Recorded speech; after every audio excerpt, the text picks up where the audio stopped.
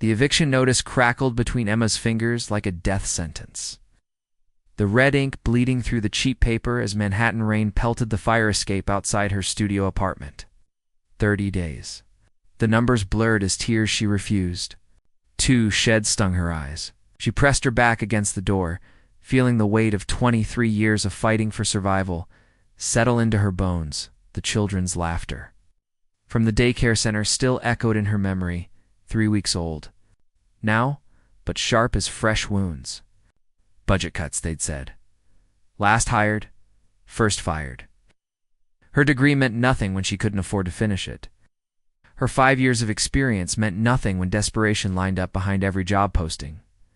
Emma's phone buzzed against the cardboard box that served as her coffee table.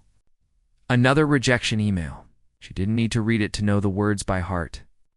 We've decided to go with someone whose qualifications better match our needs. Translation. Someone with a diploma from somewhere other than the foster care system. The radiator coughed and wheezed, offering no warmth. Emma pulled her grandmother's quilt tighter around her shoulders, the only thing she hadn't sold yet. Couldn't sell? It smelled like vanilla and lavender, like the only person who'd ever believed she was worth saving. Her laptop screen glowed in the gathering darkness. Job listings scrolling past like broken promises, receptionist, server, retail associate, all requiring experience she didn't have or education she couldn't afford. Her checking account balance mocked her from the corner of the screen. It's $43.17. Then she saw it. Live-in, nanny position. Immediate start. Competitive compensation. Manhattan family seeks dedicated caregiver for 4-year-old daughter. References required. Discretion essential. Emma's heart hammered against her ribs as she read the salary figure. It had to be a mistake. No one paid that much for childcare, not even in Manhattan. But the posting looked legitimate, professional. The contact information led to a law firm she'd heard of, the kind that represented billionaires and celebrities. Her fingers trembled as she typed her response, attaching the glowing references from the daycare center. Miss Patricia had written that. Emma possessed an intuitive understanding of children's emotional needs and the rare ability to make every child feel seen and valued. If only that translated to job security, she hit send before she could second guess. Herself, the phone rang 2 hours later. Miss Rose. This is James Morrison, assistant to Mr. Sebastian Knight. Are you available for an interview this afternoon? Emma's mouth went dry. She'd seen his name in financial magazines, always photographed in expensive suits with cold eyes and a harder smile. Tech mogul. Venture capitalist. It's the kind of man who bought and sold companies like poker chips. Yes, she managed. I'm available. Excellent. The penthouse address is 1 Central Park West. Ask for Mr. Knight's private elevator. Can you be here by 3? That gave her 45 minutes to transform herself from desperate girl to competent professional. I'll be there. The subway ride felt eternal, each stop bringing her closer to a world she'd only glimpsed in movies. From Mrs. Rodriguez next door, promising to pay it back even though they both knew she might not be able to. The black dress hanging in her closet was her interview armor. Purchased from a thrift store 2 years ago and carefully maintained through every job hunt since, 1 Central Park West rose before her like a glass and steel monument to wealth. The doorman's uniform probably cost more than her rent. Emma squared her shoulders and walked through the polished marble lobby, trying to look like she belonged among the fresh orchids and original artwork. Emma rose to see Mr. Knight. She told the concierge, proud that her voice didn't shake. The private elevator was a work of art. All mirrors and soft lighting that made Emma's reflection look almost elegant. It climbed soundlessly, past floors that probably housed more wealth than she'd see in 10 lifetimes. The doors opened directly into a foyer that stole her breath. Floor-to-ceiling windows framed Central Park like a living painting. The apartment, beyond stretched impossibly far, filled with furniture that belonged in museums and art that probably cost more than most people's houses. James Morrison materialized from the depths of luxury, a kind-faced man in his 50s with silver hair, and the bearing of someone used to managing impossible schedules. His smile was genuine as he extended his hand. Miss Rose, thank you for coming on such short notice. Mr. Knight is waiting in his office. Emma followed him through rooms that felt more like movie sets than places where people actually lived. Her footsteps were swallowed by Persian rugs older than her entire family tree. Everything gleamed with the kind of perfection that money could buy, and most people could only dream of. The office door was solid mahogany, carved with intricate details that probably took a master craftsman months to complete. James knocked twice before opening it. "Mr. Knight, Miss Rose is here." Sebastian Knight looked up from his desk, and Emma felt the air leave her lungs. The photographs hadn't captured the intensity of his presence, the way he seemed to command. The space around him without moving, his dark hair was slightly disheveled, as if he'd been running his hands through it. His white dress shirt was rolled up at the sleeves, revealing strong forearms marked with a thin scar along his left wrist. But it was his eyes that undid her. Gray like storm clouds, sharp enough to cut glass, and holding depths of pain that he wore like armor. "Please, sit," he said, his voice deep and controlled. Emma took the chair across from his desk, hyper-aware of how small and out of place she must look in this temple of power. Sebastian studied her resume with the focus of a predator sizing up prey, and she fought the urge to fidget under his penetrating stare. "You worked at Sunshine Daycare for 5 years, he said finally. "Tell me why you left." "Budget cuts," Emma replied, keeping her voice steady. "They had to eliminate 3 positions. That was the most recent hire, and before that, Emma's chest tightened. This was always the hard part. I was in college, working part-time. I had to leave school when my funding fell through." Sebastian's expression didn't change, but something flickered in those storm-gray eyes. "Foster care?" The question hit like a physical blow. Emma lifted her chin, refusing to let shame color her voice. "I aged out of the system at 18. I've been on my own since then. No family, none that matters." For a long moment, they stared at each other across the expanse of his desk. Emma could hear her heart beating, could smell the leather and cedar that permeated the room. Outside the massive windows, the city pulsed with life, but in here, time seemed suspended. "James spoke with your former supervisor this morning," Sebastian said. "Miss Patricia gave you a glowing recommendation. She said, you have an extraordinary gift with children, especially those who've experienced trauma." Before Emma could respond, the office door burst open. A small hurricane of energy rocketed into the room, dark curls bouncing as she launched herself at Sebastian's chair. "Daddy, Mrs. Chen said you were meeting someone special?" Sebastian's entire demeanor transformed. Ice in his eyes melted as he scooped a little girl into his arms, and Emma saw something she hadn't expected. Love, pure and fierce, and completely unguarded. "Lily, sweetheart, this is Miss Emma. She might come to take care of you while Daddy works." The child turned curious gray eyes on Emma, studying her with an intensity that was pure Sebastian Knight. She was beautiful, with her father's sharp intelligence and something softer, warmer, that must have come from her mother. "Are you nice?" Lily asked with the brutal honesty of a 4-year-old. "Do. The last lady made me eat gross vegetables and said I couldn't have stories before bed." Emma smiled, the first genuine smile she'd felt in weeks. "I think vegetables can be delicious if we make them into something fun. Do you like butterflies?" Lily's face lit up. "I love butterflies. They're so pretty, and they dance in the air." "Well, I know how to make broccoli look like little green trees where butterflies like to land. Would you like me to show you?" The little girl bounced in her father's arms. "Daddy, can she stay? Please?" "She's already nicer than mean Mrs. Patterson."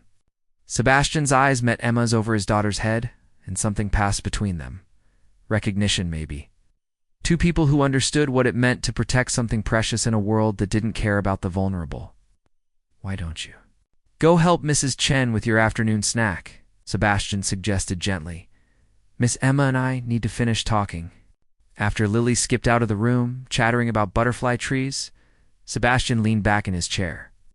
The CEO mask slipped back into place, but Emma caught glimpses of the father underneath. "She doesn't usually warm up to people so quickly," he said. "Children know authenticity when they see it," Emma replied. They can sense when someone genuinely cares about them versus when someone is just doing a job. Sebastian nodded slowly. I need to be direct with you, Miss Rose. This position comes with some unusual requirements. Emma's pulse quickened, but she kept her expression neutral. After the day she'd had, she was prepared for almost anything. My daughter needs stability and security, but I also need someone who can fulfill a more complex role. Sebastian stood and walked to the window, his hands clasped behind his back. My business partners and investors need to see me as a stable family man, a devoted father and husband. The words hung in the air like smoke. Emma felt something cold settle in her stomach. But you're not married, she said quietly. Sebastian turned to face her, and Emma saw something dangerous flicker in his eyes. Something that made her think of contracts signed in blood and deals made with devils. Exactly, he said. Need someone to pretend to be my wife. The words hit Emma like a physical force, leaving her breathless and reeling. You want me to pretend to be married to you? Sebastian's expression remained unreadable, but Emma caught the slight tightening around his eyes. For 6 months? Long. Enough to secure several crucial business deals and convince my board of directors that I'm ready to lead the company into its next phase. He returned to his desk and pulled out a thick folder, sliding it across the polished surface toward her. The compensation would be substantial, enough to change your life completely. Emma's hands shook as she opened the folder. The figure at the top of the contract made her vision blur. It was more money than she'd ever imagined having. Enough to pay off every debt, finish college, and never worry about rent or groceries. Again, enough to build the life she'd dreamed of but never dared hope for. I would need you to move in here immediately, Sebastian continued, his voice clinical, professional. Lily would have a live-in nanny who genuinely cares about her welfare. I would have a wife for public appearances. In private, we maintain appropriate boundaries. Emma stared at the contract, her mind racing. It was insane. It's risky. Completely outside anything she'd ever imagined doing. But the eviction notice was waiting in her apartment, along with empty cupboards and a stack of rejection letters. What happened to your real wife? She asked softly. Sebastian's jaw tightened, and for a moment she thought he wouldn't answer. Car accident, 2 years ago. Lily barely remembers her, I'm sorry. The business world doesn't mourn for long, Miss Rose. They want to see strength, stability, forward momentum. A devoted wife and stepmother sends the right message to investors and board members who are questioning my judgment. Emma looked toward the door where Lily had disappeared, hearing faint laughter echoing from somewhere deeper in the penthouse. A little girl who'd lost her mother and been paraded past a succession of temporary caregivers. If I agree to this, what exactly would be expected of me? Attend events as my wife, be affectionate and convincing in public. Care for Lily as if she were your own daughter. Live here as part of the family. Sebastian's storm gray eyes locked onto hers. And keep this arrangement completely confidential. No one can know the truth, ever. The weight of his words settled over her like a shroud. Emma thought about the empty apartment, the eviction notice, the endless cycle of rejection and desperation. She thought about Lily's bright smile and the way the little girl had looked at her with hope in her eyes. I accept, she said, surprised. By the strength in her own voice, something flickered across Sebastian's features. Relief? Maybe or something darker. James will help you move your belongings tomorrow. Welcome to the family, Mrs. Knight. As Emma signed the contract that would change everything, she couldn't shake the feeling that she was stepping into quicksand. But for the first time in months, she had hope. And sometimes hope was worth any price. The penthouse felt like a museum after dark. Emma stood in her new bedroom, surrounded by luxury she'd never dreamed of touching. The space was larger than her entire Brooklyn apartment, with a king-sized bed draped in silk, sitting area by the windows, and a walk-in closet that could house a small family. James had arranged for a complete wardrobe to be delivered that afternoon.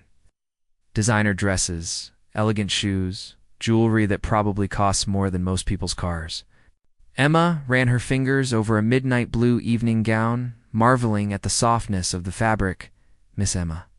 Lily burst through the bedroom door, her face glowing with excitement.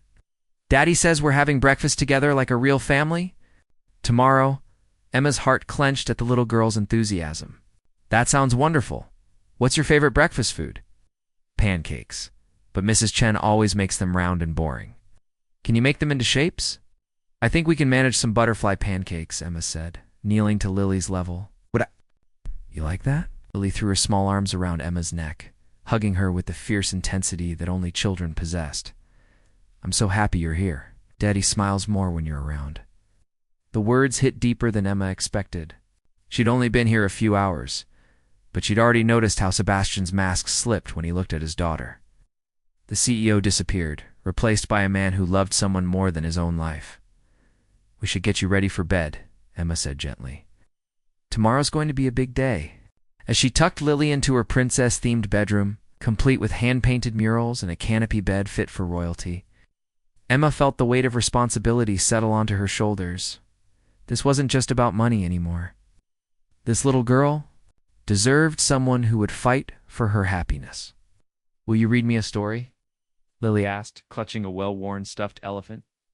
Emma selected a book from the impressive collection lining the walls. As she read about brave princesses and magical kingdoms, she was acutely aware of Sebastian standing in the doorway, watching them with an unreadable expression.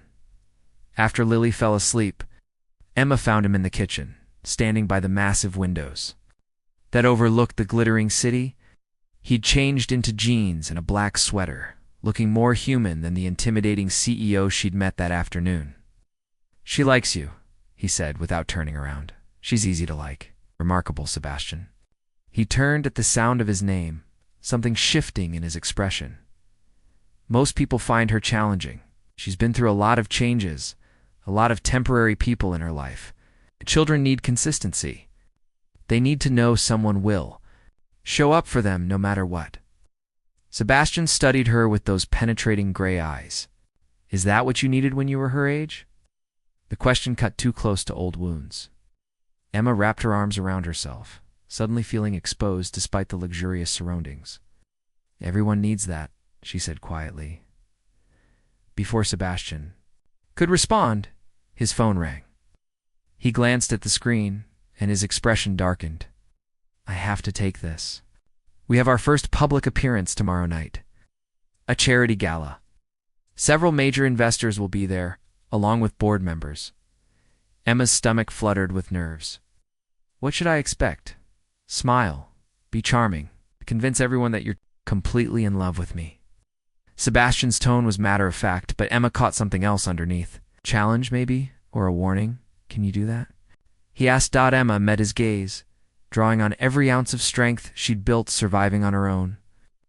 I'm a better actress than you might think. The charity gala was held at the Metropolitan Museum of Art, transforming the ancient halls into a glittering wonderland of wealth and influence. Emma felt like an imposter in her borrowed designer gown, but she held Sebastian's arm with practiced confidence as they navigated the crowd of Manhattan's elite. The dress was perfect, deep emerald silk that brought out her eyes and hugged. Her curves in all the right places. James had arranged for a stylist who'd worked magic with her hair, pinning it into an elegant updo that made her look sophisticated and expensive. Sebastian was devastating in his black tuxedo, commanding attention. Without trying, every conversation stopped when he approached. Every handshake seemed to carry the weight of million-dollar deals. But Emma noticed how his hand never left her back, how his touch was gentle and protective, even when surrounded by sharks. Sebastian? A voice called out, cultured and sharp. Emma turned to see a stunning blonde woman approaching, her movements predatory despite the elegant smile. Victoria, Sebastian replied, and Emma felt his body tense beside her. I was beginning to think you were avoiding society altogether. It's been ages since we've seen you at any events. Victoria's blue eyes fixed on Emma with calculating interest. And this must be the mysterious woman who finally captured Sebastian Knight's heart. Victoria Ashford, this is my wife, Emma. Sebastian's voice was smooth, but Emma caught the edge underneath. Emma, Victoria is my business partner. Emma extended her hand with a warm smile, channeling every etiquette lesson she'd ever absorbed from watching movies and reading books. It's wonderful to meet you. Sebastian speaks of you often. Victoria's handshake was firm, testing. Ow. Sebastian's always been so private about his personal life.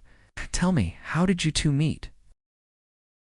The question hung in the air like a trap.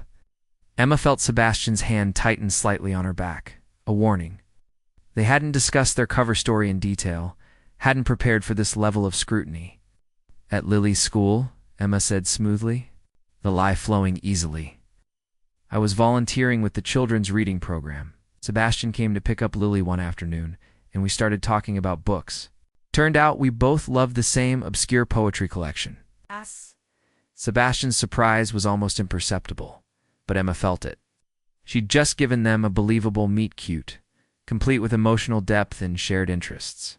Oh, romantic, Victoria Purred, but her eyes remained calculating. And when was this magical encounter? 8 months ago, Emma replied without hesitation. Though it took Sebastian 3 weeks to work up the courage to ask for my number, a genuine smile tugged at Sebastian's lips. She's being generous. It was longer than that. Victoria's expression shifted, becoming more predatory. Certainly kept it quiet. The wedding was quite the surprise. Emma felt Sebastian stiffen beside her. This was dangerous territory, questions they definitely hadn't prepared for. We wanted something private, Sebastian said carefully. After everything Lily's been through, we thought a quiet ceremony would be better for her. Of course, Victoria nodded, but Emma could see the wheels turning behind her practiced smile. I hope we'll be seeing more of you both at company events. It would be wonderful to get to know Sebastian's new bride better. The threat was subtle, but unmistakable. Victoria Ashford wasn't buying their story, and she was planning to dig deeper. As they moved through the crowd, playing their roles with increasing confidence, Emma couldn't shake the feeling that they were being watched. Every smile felt scrutinized, every touch analyzed. The weight of their deception pressed down on her like a physical force. You did well back there, Sebastian murmured during a quiet moment, his lips close to her ear. The poetry story was inspired. Emma shivered at the warmth of his breath against her skin. I had to say something. She was looking at us like we were lying. She was. Victoria's always been suspicious of everyone's motives. It's what makes her good at business. They were interrupted by another couple, more investors wanting to meet Sebastian's new wife. Emma smiled and played her part, but she was increasingly aware of Sebastian's presence beside her.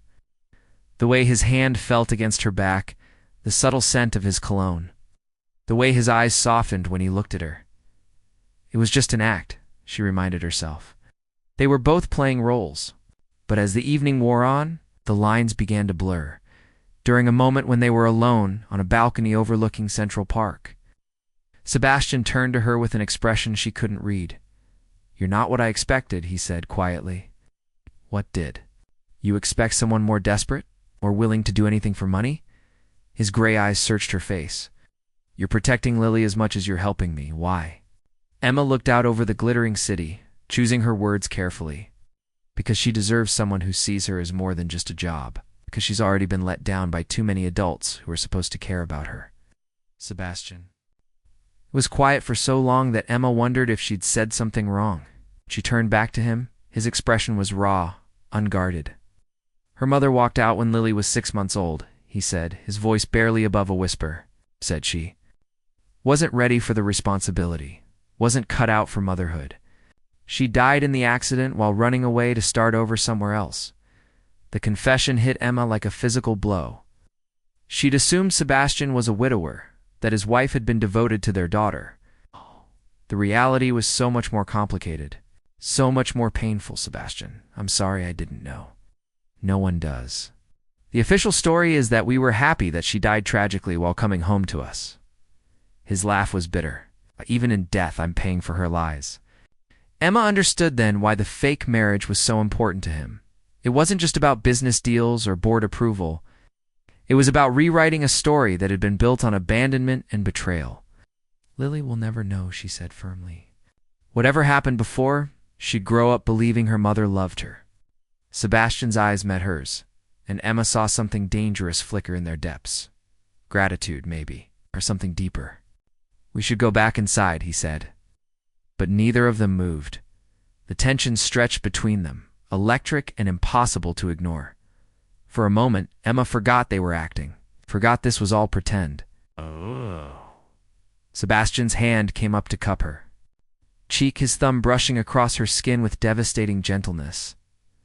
Then voices from inside broke the spell.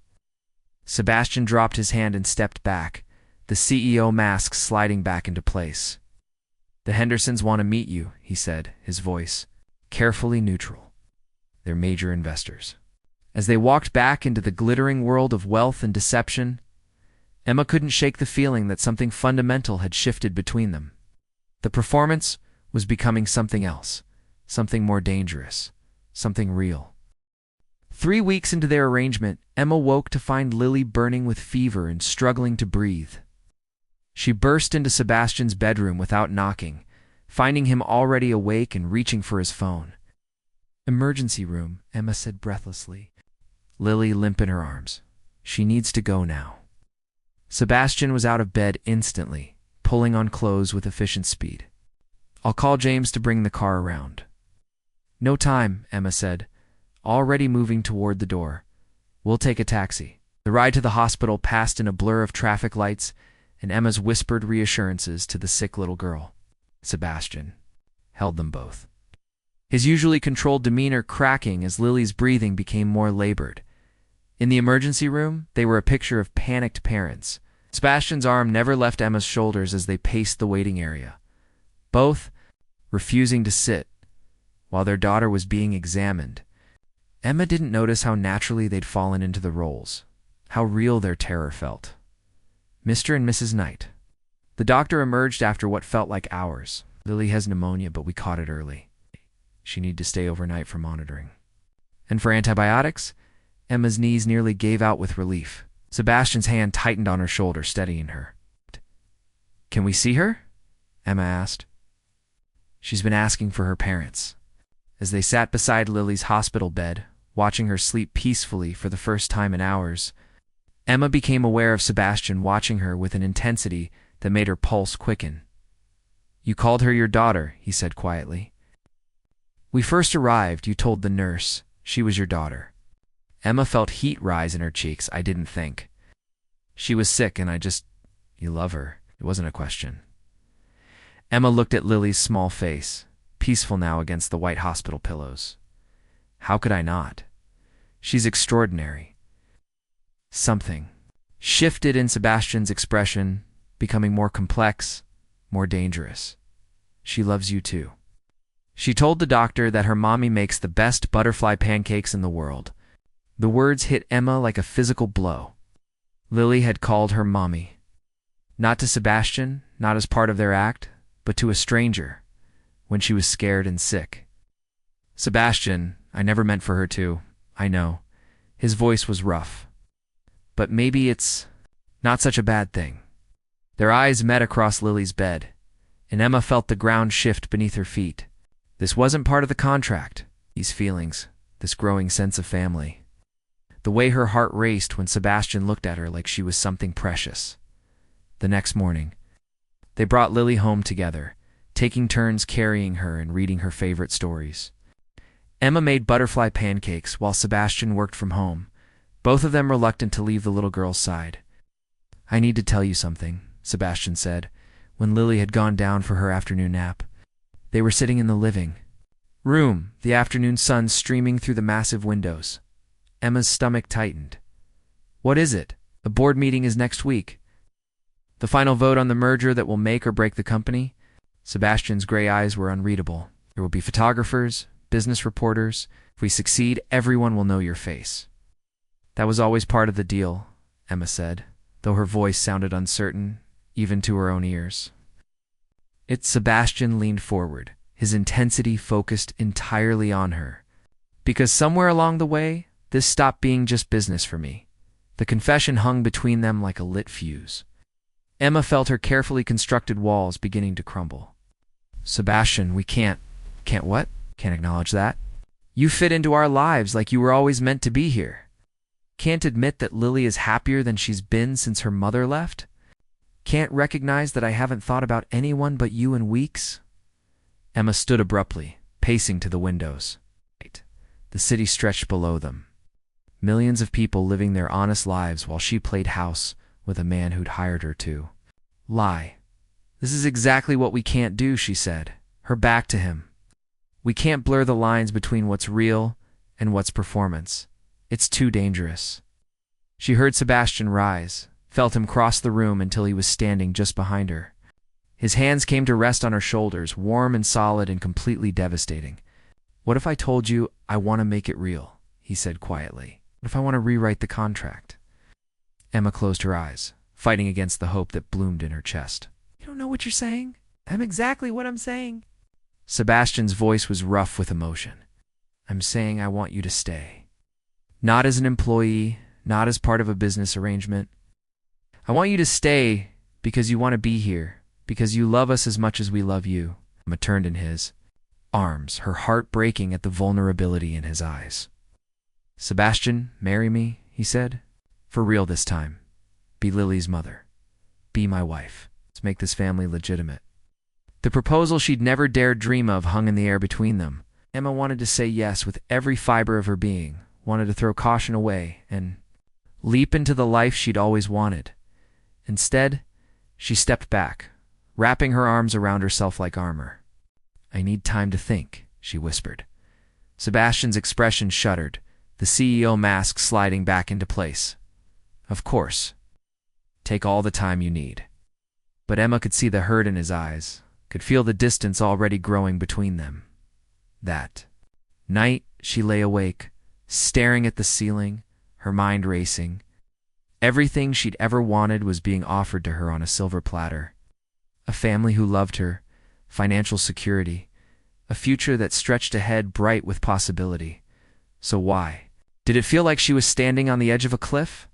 The answer came to her in the gray hours before dawn. She'd never told Sebastian the whole truth about herself, about the real reason she'd aged out of foster care with no family to claim her. He'd offered her his heart based on a lie. And she wasn't sure she was brave enough to tell him the truth. The board meeting was held in a gleaming conference room 40 floors above the city. Emma sat beside Sebastian at the massive mahogany table, playing the role of supportive wife while billion-dollar decisions were made around her. She'd chosen her outfit carefully, a tailored navy suit that conveyed both professionalism and femininity. Her hair pulled back in a sleek chignon. The photographers outside had captured their arrival, Sebastian's hand possessive on her back as they'd walked through the lobby. "The merger with Ashford Enterprises represents a significant opportunity," Victoria was saying, her presentation crisp and compelling. "Our combined resources would create the largest tech conglomerate on the East Coast." Emma watched the faces around the table, reading the subtle power dynamics that Sebastian had taught her to recognize. Some board members seemed convinced, others skeptical. Everything hinged on Sebastian's leadership, on whether they trusted him to guide the company through such a massive transition. "There are risks," one of the older board members pointed out. "Market volatility, regulatory challenges, the usual merger complications, which is why strong leadership is crucial," Victoria replied smoothly. Her eyes flicked to Sebastian, then to Emma. "We need someone at the helm who's proven their commitment to stability and long-term thinking." Emma felt the weight of those words, the subtle implication that Sebastian's personal life was being judged alongside his business acumen. Their fake marriage had been designed for exactly this moment. When Sebastian stood to present his vision for the merged company, Emma felt a surge of pride watching him command the room. He was brilliant, charismatic, born to lead. Every gesture, every word, was calculated to inspire confidence. But Emma noticed Victoria watching her instead of Sebastian, those calculating blue eyes missing nothing. After the meeting, as board members filed out discussing the presentation in hushed tones, Victoria approached their table. "Impressive, as always, Sebastian," she said smoothly. "I think the board is ready to move forward." "Good," Sebastian replied, his hand finding Emma's automatically. "This merger will be good for everyone involved." Victoria's smile was sharp as a blade. "I certainly hope so. I have to admit, I'm curious about something." Her gaze fixed on Emma with predatory interest.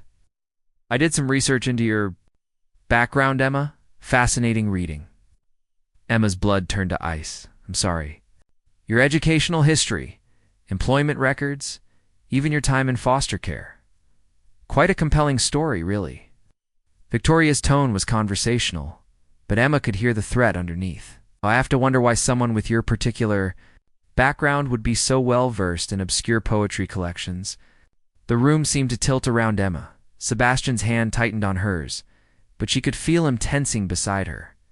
I'm not sure what you're implying, Sebastian said, his voice dangerously quiet. Oh, I'm not implying anything, Victoria replied, with false sweetness. I'm simply observing that your wife has quite an interesting past.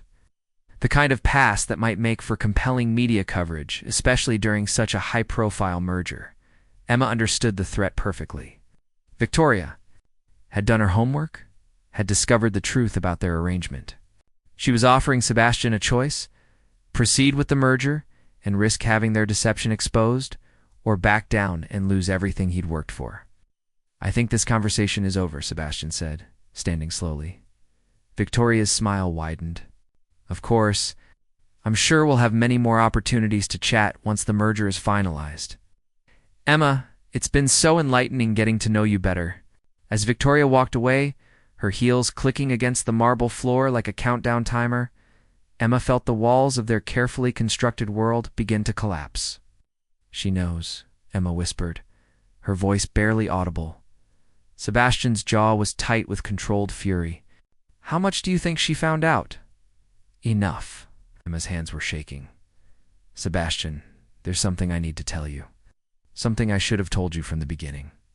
But before she could continue, James appeared at Sebastian's elbow. His usually calm demeanor cracked with urgency. Sir, we have a problem. There are reporters outside the building, and they're asking very specific questions about Mrs. Knight's background. Sebastian closed his eyes briefly, and Emma watched years of careful planning crumble in real time. Victoria didn't waste any time, he said grimly. How bad is it? Bad enough that I'd recommend using the service elevator in the parking garage. Exit, James replied. I've already called for the car. As they made their escape through the building's bowels, Emma felt like she was drowning. Everything she'd feared was coming true. And she hadn't even told Sebastian the worst part yet. They rode home in silence, the city blurring past the car windows. Emma could feel Sebastian's tension radiating across the leather seats could see, the muscle working in his jaw as he stared out at the traffic. Back in the penthouse, with Lily safely at her afternoon playdate and Mrs. Chen tactfully absent, the silence stretched between them like a chasm. Tell me, Sebastian said finally, pouring himself a drink with hands that weren't quite steady. Whatever Victoria found, whatever you've been keeping from me, tell me now. Emma stood by the windows, looking out at the city that had never really been hers to claim. My name isn't Emma Rose. Sebastian's glass stopped halfway to his lips. What? Rose was my foster mother's last name. I took it when I aged out of the system because I wanted to leave my real name behind. Emma's voice was barely above a whisper. My birth name is Emma Catherine Ashford. The sound of Sebastian's glass shattering against the floor echoed through the penthouse like a gunshot. Ashford, he repeated, his voice hollow. As in Victoria's my half-sister. Emma finally turned to face him, tears streaming down her cheeks. Our father is Richard Ashford, founder of Ashford Enterprises. The company you're trying to merge with? Sebastian stared at her like she was a stranger, like she'd just admitted to murder. You're Richard Ashford's daughter, his illegitimate daughter, the one he paid to disappear when I was 12. Emma's voice broke. My mother was his secretary. When she died, he had me placed in foster care and made sure I could never trace my way back to him. Jesus Christ. Sebastian ran his hands through his hair, pacing like a caged animal. Do you have any idea what this means? What you've done? I never knew Victoria was involved with your company when I answered the job posting, Emma said desperately. I swear to you, Sebastian, I had no idea, but you figured it out later. When we met her at the gala, you knew exactly who she was. Emma couldn't deny it.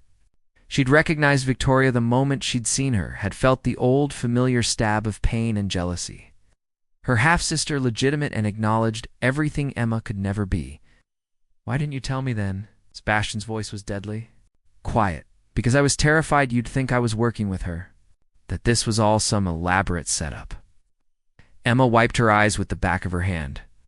And because I didn't want to lose you and Lily, Sebastian laughed bitterly. Well, congratulations. Victoria is going to destroy both of us now. The merger will fall through, the board will vote me out. And every media outlet in the city will be running stories about how Sebastian Knight was conned by his fake wife. She's not going to expose us, Emma said quietly. Sebastian whirled to face her. What? Victoria's not going to tell anyone about our arrangement? She can't.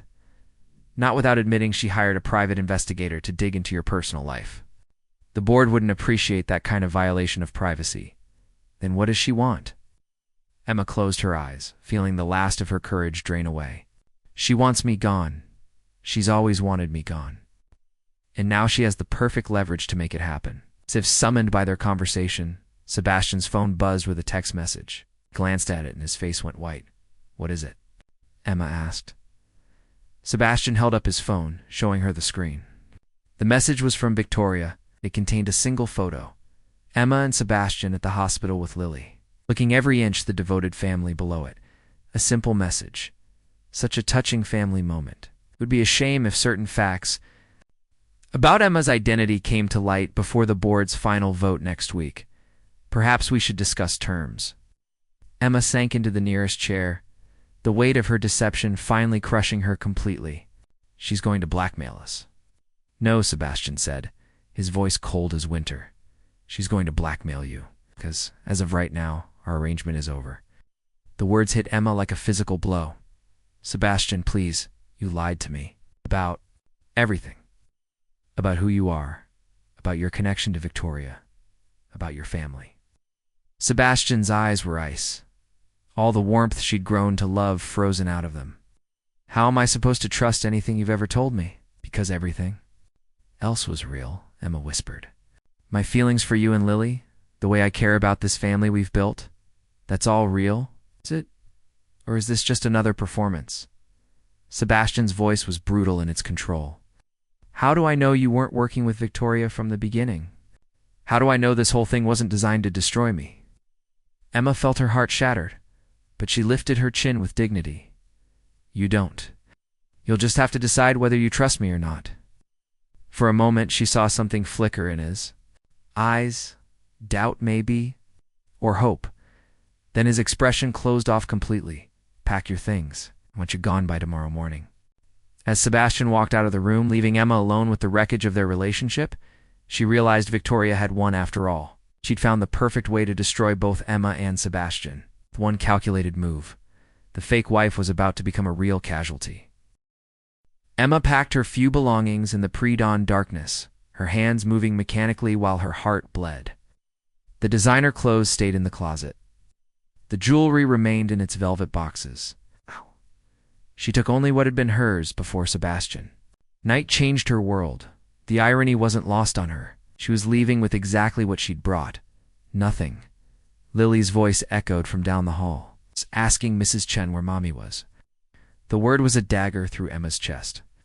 She pressed her face against the cool window, watching the city wake up below, and tried to figure out how to say goodbye to the little girl who'd become her daughter in every way that mattered.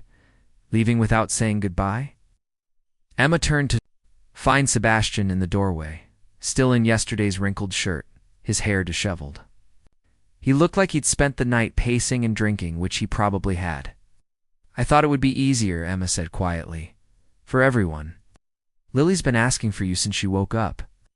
The words were designed to hurt, and they succeeded. Emma closed her eyes against the pain. Tell her I had to go help someone who needed me more. She'll understand that. Will she? Sebastian stepped into the room, and Emma could smell whiskey on his breath. Or will she spend the rest of her childhood wondering what she did wrong, to make another mother abandon her? That's not fair, isn't it? Sebastian's voice was raw with pain and fury. You made her love you. You made her believe she finally had a mother who would stay. Now you're walking away, just like he stopped abruptly. But Emma heard the words he didn't say, just like her real mother had. I never meant for any of this to happen, Emma whispered. I never meant for her to get attached, or for me to what? To fall in love with us? To actually care about our happiness? Sebastian laughed bitterly. Don't worry, I don't believe that anymore. Victoria was right about you from the beginning. The accusation cut deep, but Emma lifted her chin. If that's what you need to believe to make this easier, then believe it, but you know it's not true. Before Sebastian could respond, Lily appeared in the doorway, rubbing sleepy eyes and clutching her stuffed elephant. She was wearing the butterfly pajamas Emma had bought her, the ones that had become her favorites. Mommy, why are you packing? Are we going on a trip? Emma's composure cracked. She knelt to Lily's level, fighting back tears as she smoothed the little girl's wild curls. I have to go away for a while, sweetheart. Good. But your daddy will take good care of you, just like he always has. Lily's face crumpled. But I don't want you to go. You just got here. You're supposed to stay forever, like real mommies do. The words destroyed what was left of Emma's control. She pulled Lily into a fierce hug, memorizing the weight of her small body, the scent of her strawberry shampoo, the way she fit perfectly against Emma's heart. I love you more than all the butterflies in the world, Emma whispered. Don't ever forget that, okay? If you love me, then stay, Lily sobbed against Emma's shoulder. Please stay, Mommy. I'll be good, I promise. Emma looked up at Sebastian. Through her tears, silently begging him to help, to say something that would make this easier. His face was stone, his gray eyes empty of everything except ice. Sometimes people have to leave even when they love you, Emma said gently, pulling back to look at Lily's tear-streaked face. But that doesn't mean the love goes away. It stays right here. She pressed her hand over Lily's heart. Forever and always. Lily clung to her, small fingers digging into Emma's sweater like she could hold her there through sheer will. I don't want you to go. I know, baby, I know. Emma stood slowly, Lily still wrapped around her legs. She looked at Sebastian one final time, hoping to see some crack in his armor. Some sign that he was hurting as much as she was. But he turned away, walking to the window with his hands shoved deep in his pockets. The car is waiting, he said, without looking at her. James will take you wherever you want to go. The dismissal was clinical, final.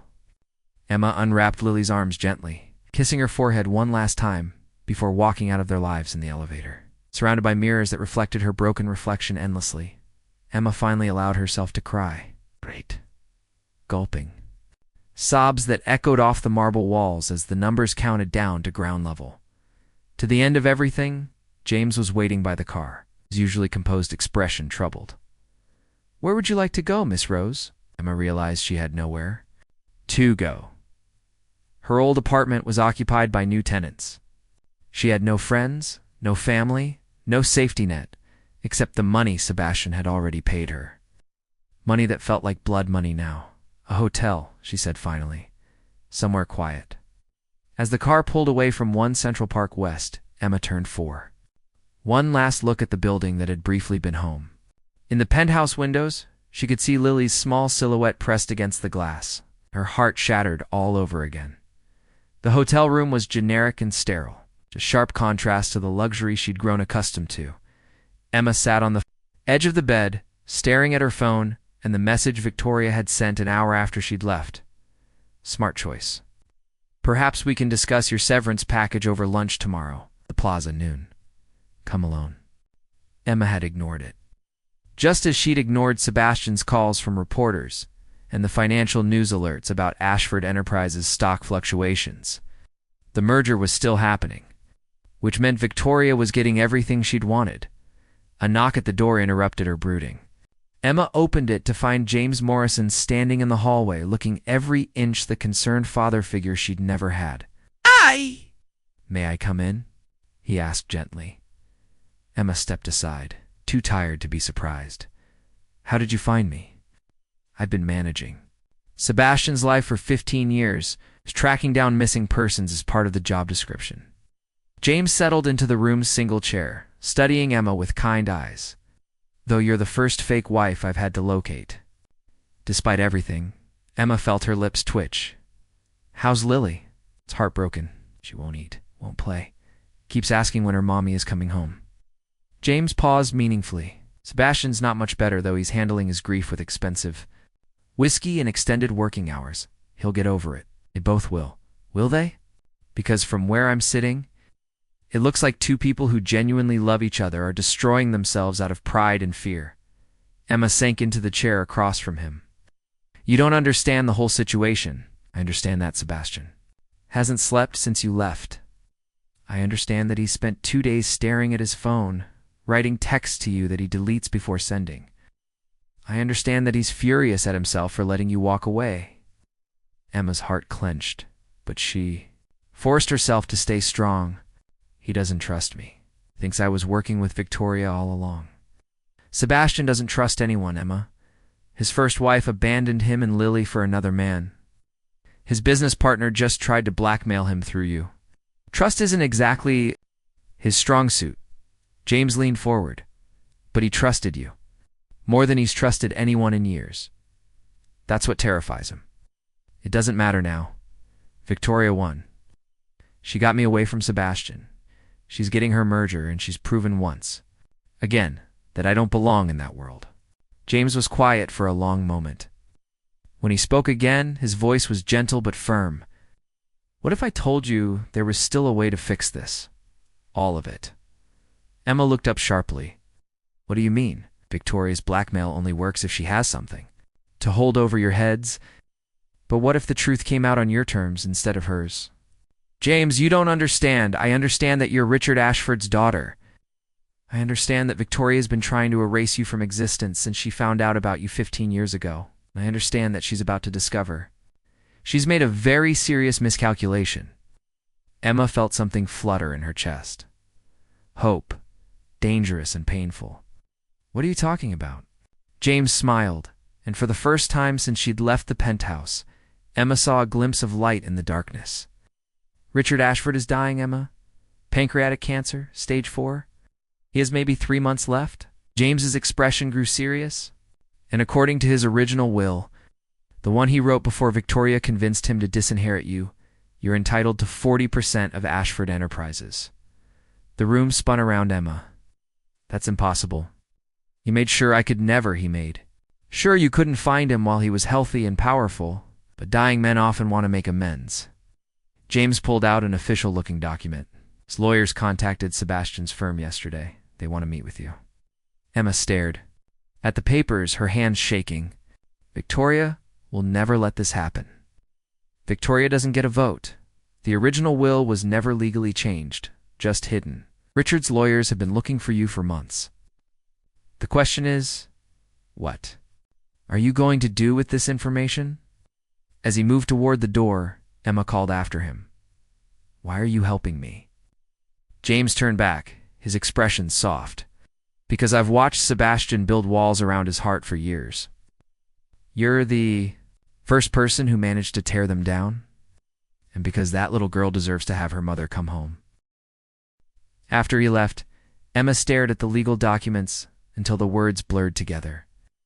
40% of one of the largest companies on the East Coast. Enough power to stop Victoria's schemes. Enough leverage to rewrite the rules of the game entirely. But using it would mean stepping back into a world that had rejected her once already. It would mean confronting the father who'd abandoned her and the sister who'd spent years trying to erase her.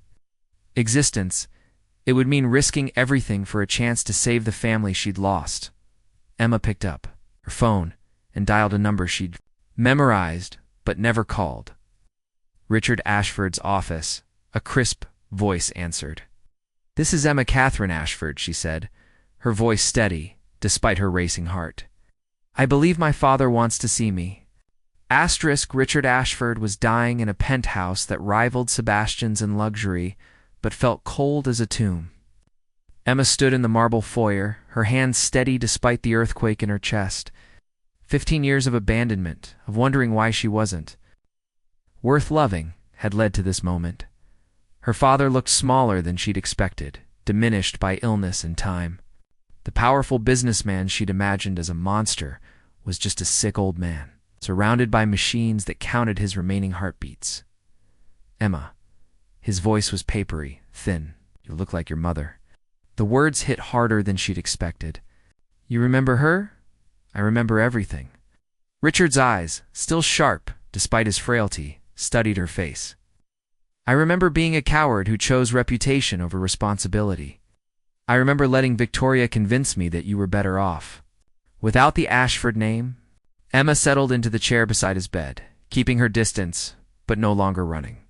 She told you I was better off in foster care. She told me you'd be a liability, that acknowledging you would destroy the company, destroy our family's reputation.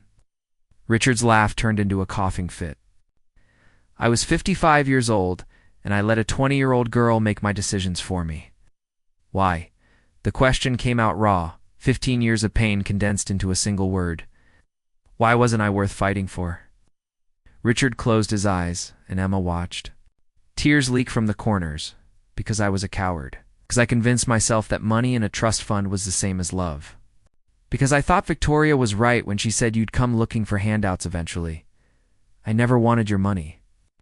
I know that now. My investigators finally found you 3 months ago. Do you know what they discovered? Richard opened, his eyes fixing them on Emma with desperate intensity. A young woman who'd been on her own since 18, who'd worked her way through community college courses while caring for other people's children, who'd never once tried to contact me or use the Ashford name for personal gain. Emma felt her carefully constructed walls beginning to crack. It's too late for regrets. Maybe, but it's not too late to make things right. Richard pressed a button on his bedside table, and his lawyer appeared with a folder. Everything's ready? Yes, sir. All it requires is Miss Ashford's signature. Emma looked between them, her pulse accelerating. What's this about? Richard struggled to sit up straighter. 40% of Ashford Enterprises, just like your mother's, well, specified before I had it suppressed.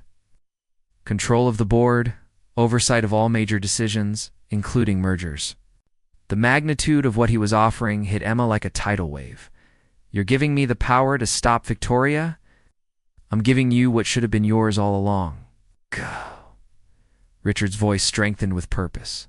Victoria has been poisoning this company for years, making decisions based on personal vendettas instead of business sense. The merger with Knight Industries would have been a disaster. She's been setting Sebastian up to fail so she could absorb his company for pennies on the dollar. Emma's blood went cold. What? The merger was never about partnership. It was about acquisition. Victoria planned to let Sebastian take the fall when the combined companies failed, then buy out his assets at bankruptcy prices. Richard's eyes burned with the remnants of his former intensity. She's been manipulating stock prices, feeding false information to board members, even hiring private investigators to dig up dirt on Sebastian's personal life. Emma thought about Victoria's calculated smile, her perfect timing with the blackmail threat. She knew who I was from the beginning. She's known for years. I had you monitored to make sure you were safe. Victoria accessed those files. Richard's confession came out like a dying man's last words. She orchestrated your meeting with Sebastian, knowing you'd never recognize the connection to our family name.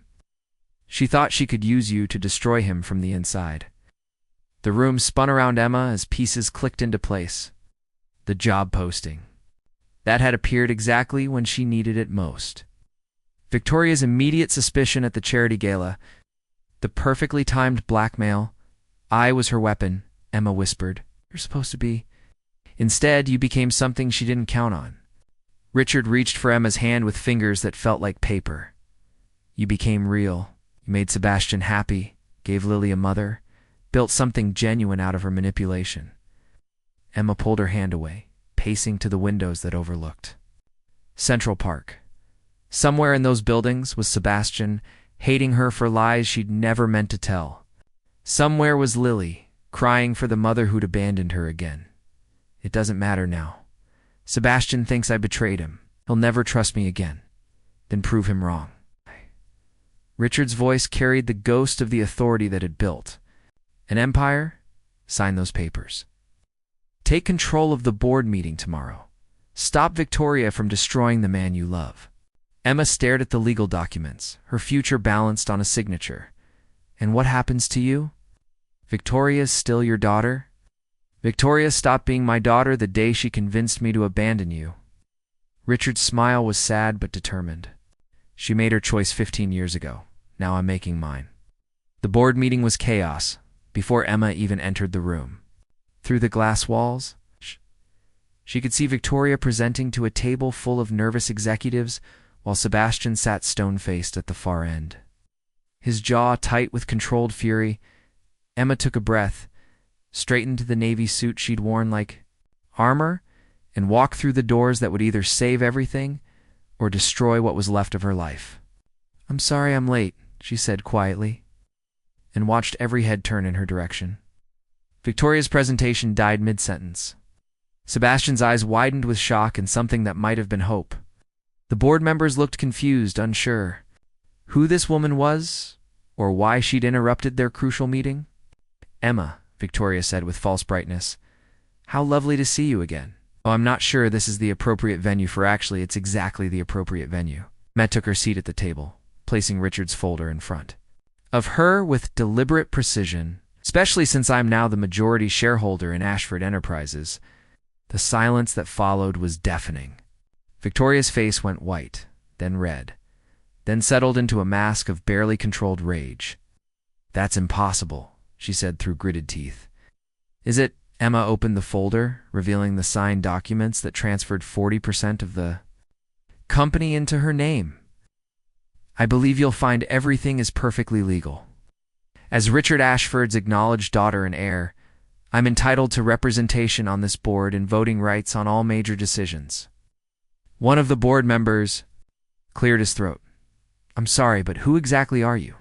Emma met Victoria's eyes across the table, seeing 15 years of rivalry and resentment reflected there. "I'm Emma Catherine Ashford, Richard's daughter, Victoria's half-sister. And as of this morning, I own enough of this company to stop this merger from happening." The room erupted in whispered conversations and shocked exclamations. Through it all, Emma kept her eyes on Sebastian, watching as understanding dawned in his gray eyes. She hadn't been Victoria's accomplice. She'd been her victim, just like him. "Can't do this," Victoria hissed, leaning across the table. "Yeah, you don't know anything about running a company." "You're right, I don't." Emma's smile was sharp as glass. "But I know about loyalty. I know about protecting the people I love. And I know that this merger would have destroyed Sebastian's company and put hundreds of people out of work. Have no proof of that." Emma pulled out another set of documents, these ones provided by Richard's team of forensic accountants. "I have proof that you've been manipulating Knight Industries stock prices through shell companies. I have proof that you hired private investigators to dig up personal information on Sebastian and his family. And I have proof that you planned to let the merged companies fail so you could acquire his assets at bankruptcy prices." Victoria's composure finally cracked. "You pathetic little nobody. Do you really think you can walk in here and play in my world? You're nothing. You've always been nothing, maybe," Emma said quietly. "But I'm nothing with 40% of your company and enough evidence to destroy you." Sebastian stood slowly, his eyes never leaving Emma's face. "The merger is off. Knight Industries withdraws from all negotiations with Ashford Enterprises, effective immediately." "You can't," Victoria started. "Actually, he can." Emma's voice was steady, professional. "As majority shareholder, I'm voting to terminate this merger and remove Victoria Ashford from her position as Chief Operating Officer. Effective immediately." Board members looked between the two women, the family drama playing out in their billion-dollar boardroom. Finally, the chairman called for a formal vote. It wasn't even close as Victoria stormed out. Hurling threats and accusations, Emma remained seated at the table, her hands folded calmly in front of her. She'd won, but victory felt hollow without the people she loved to share it with. "Emma." Sebastian's voice was quiet, uncertain. "Can we talk?" She followed him to a smaller conference room, acutely aware of the space between them, the careful way he held himself apart. Through the windows, she could see the city stretching endlessly, full of people living their honest lives. "I owe you an apology," Sebastian said finally. "I should have trusted you, should have known you'd never deliberately hurt me or Lily." Emma shook her head. "You had every right to be suspicious. I kept the truth from you when I should have been honest from the beginning. Why didn't you tell me who you were?" A question she'd been dreading hung between them. Emma looked at her hands, gathering courage for one final truth, because I was terrified you'd think I was just another rich girl playing at poverty. So I was ashamed that my own father threw me away. Because I thought, if you knew I was in Ashford, you'd never see me as just Emma again. Sebastian was quiet for so long that Emma finally looked up, meeting his gray eyes across the small table. "Do you want to know what I see when I look at you?" he asked softly. Emma nodded, not trusting her voice. "I see the woman who held my daughter through pneumonia and called her your own. I see someone who gave up everything she'd worked for rather than hurt the people she loved. I see the person who just sacrificed her anonymity and her safety to save my company from a woman who spent years trying to destroy both of us." Tears blurred Emma's vision. "Sebastian, I see my wife. My real wife. The woman I want to spend the rest of my life with, if she'll have me." The proposal hung between them, fragile and precious, and terrifying in its sincerity. Emma thought about all the reasons she should say no. All the complications and risks and ways it could go wrong instead. She thought about butterfly pancakes and bedtime stories, about a little girl who needed a mother and a man who'd taught her that love was worth any risk. "What about Lily?" she whispered. "I broke her heart when I left." Sebastian's smile was soft, real, full of hope she'd never dared imagine. "Lily's been packing her things in boxes, convinced that if she's ready to move, you'll come back faster." Emma laughed through her tears. "She's packing to move," she said. "If you can't come home to us, then we should go home to you." Sebastian reached across the table, his fingers intertwining with hers. "She's not wrong. Wherever you are, that's home." As Sebastian pulled her into his arms, Emma felt the last of her walls crumble. She'd spent her whole life looking for a place to belong, never realizing that home wasn't a place at all. It was the people who chose to love you. Again and again, no matter how broken or scared or imperfect you were, "Is this real?" She whispered against his chest, breathing in the scent of cedar and safety that meant home. "It's real," Sebastian murmured into her hair. "We're real, all of it." 6 months later, Emma stood in the penthouse kitchen making butterfly pancakes, while Lily chattered about her upcoming birthday party. Through the windows, Central Park was painted in autumn colors. Beautiful and alive and full of possibility, Sebastian appeared in the doorway, fresh from his morning run, still breathing hard. He'd been different since they'd remarried, this time in a small ceremony with only James and Mrs. Chen as witnesses. Softer somehow, more open, as if Emma's love had given him permission to be human. "How are my girls this morning?" he asked, wrapping his arms around Emma from behind and pressing a kiss to her neck. "Daddy, we're not girls, we're butterflies," Lily corrected seriously, pointing to the pancakes taking shape on the griddle. "My mistake. How are my beautiful butterflies?" Asterisk like this video if the story touched your heart. Subscribe for more emotional tales, and share with someone who believes in the power of true love, and let us know in the comments. We love connecting with our global community of romance lovers. Emma leaned back against Sebastian's chest, marveling at how perfectly she'd fit there. On the counter beside them lay the morning newspaper. The business section folded to show an article about Ashford Enterprises' new direction under their youngest ever. CEO. Victoria had disappeared after her termination, reportedly starting over. In Europe, with what remained of her personal fortune, Richard had died peacefully 2 months ago. His final words to Emma, an apology and a blessing. The company was thriving under Emma's leadership. Its focus shifted from acquisitions to innovations. In sustainable technology, Knight Industries had become their first major partner, collaboration built on trust and shared values rather than manipulation and greed. "Any regrets?" Sebastian asked quietly, his arms tightening around her. Emma watched Lily carefully flip a pancake, her tongue poking out in concentration. She thought about the scared girl who'd answered a job posting in desperation, never imagining it would lead to this moment, this family, this life she'd never dared dream of. "None," she said, turning in Sebastian's arms to kiss him properly. "Not a single one."